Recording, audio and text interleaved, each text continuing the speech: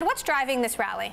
Look, I think it's a combination of expectations and the fact that if the economy, if in fact at the margin is getting better, then semiconductors are the tip of the spear and tend to amplify those gains. Now, nobody saw this coming, both in terms of the substantial weakness that we saw in 4Q of last year and the substantial bounce back that we've seen since sort of December 25th or so back to the current levels. I think both of those were unexpected, both in terms of the ferocity, in terms of the speed, as well as in the magnitude.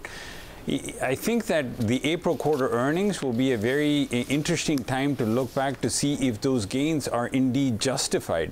Nobody was looking at it and say, okay, there's no weakness. There are some danger signals in certain pockets of semiconductors for 2019. But I think it's the velocity and the magnitude of the snapback that has me quite honestly concerned.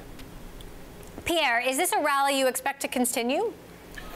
Well, that would be like a difficult call to make across like Q1 earnings season. Does that reflect does the rally reflect like a significant change in outlook for these players?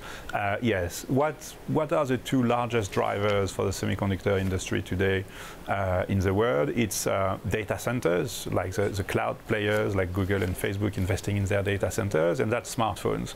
So of course, in the back end of last year, we saw like a very steep slowdown in spending by these players, and we, of course, you know what happened to Apple and how like it affected the overall smartphone markets.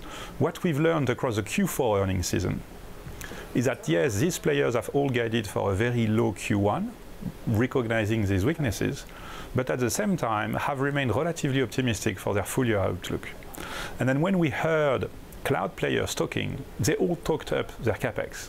Actually, if you add up the capex of the top 7 cloud players in the world, they are expected to grow 15% this year. So it is still a growth market. And that's what the market has been progressively being recognizing over the recent weeks, which we have a very temporary slowdown in that market. And then on the smartphone front, same thing. Expectations are now more like consensual about how 2019 plays out. Investors start looking at 2020, and of course you see that the 5G is coming through, foldable phones screens are coming through, so the outlook is improving already.